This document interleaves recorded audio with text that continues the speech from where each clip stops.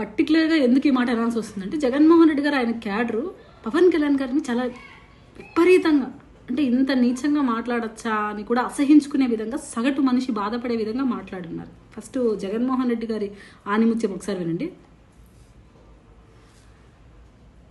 కొంతకాలం మార్చినట్టుగా పిల్లాన్ని మారుస్తాడు, 4 ఏళ్లకు ఒకసారి 5 ఏళ్లకు ఒకసారి పిల్లాన్ని మారుస్తాడు.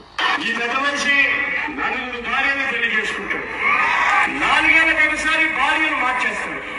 నిత్య పెళ్లి కొడుకు మాదిరిగా 4 ఏళ్లకు ఒకసారి భార్యను మారుస్తూ నలుగురు భార్యను పెళ్లి చేసుకోవడం.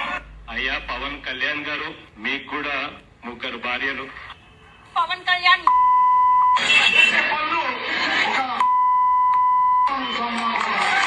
కొంతమంది పెద్ద పెద్ద నాయకులు కూడా ఈ మధ్య కాలంలో ఒకసారి ఇటువంటి మాటలు మాట్లాడారు.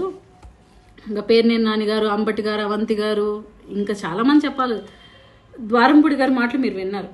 ద్వారంపూడి గారి కాన్స్టిట్యున్సీకి వెళ్ళినప్పుడు ఆయన తప్పులు స్థానికంగా విధానపరంగా ఏం తప్పులు చేశారు దాన్ని ఎండగడితే పవన్ కళ్యాణ్ గారు మాట్లాడితే ముద్రగడ గారు లేఖ రాశారు పవన్ కళ్యాణ్ గారికి. నాకైతే షాకింగ్ అనిపించింది ఆ రోజు.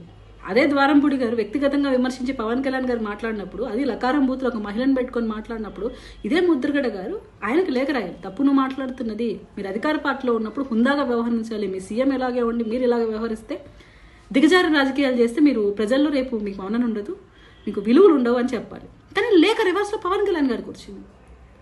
అదండి ఇదండి అలాగండి ఇలాగండి అని. అంటే ఉన్న ఫ్యాక్టు, ప్రజలు చెప్పిన ఫ్యాక్టులు వాస్తవంగా అక్కడ అడగాలి. స్థానికంగా ఆయన అడిగారు.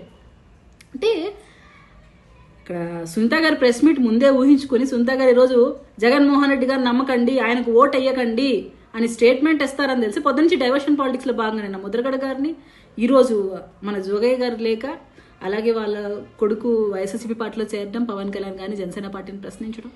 నాకు అర్థం కాదంటే ఫస్ట్ అదే ఆలోచించాలి మనం. పవన్ కళ్యాణ్ గారిని ఎవరిని కాంప్రమైజ్ చేయడం కోసమో, నచ్చ చెప్పడం కోసమో, ఎవరి కోసమో ఈ పార్టీని పెట్టలేదు, ఏ కుల పెద్దల్ని అడిగి పెట్టలేదు, ఏ కుల పెద్దల కోసమో ఏ కులం కోసమో ఈ పార్టీని ఆపాదించి మాట్లాడకండి, ఆయన ఒక సామాజిక వర్గాన్ని కట్టేయకండి.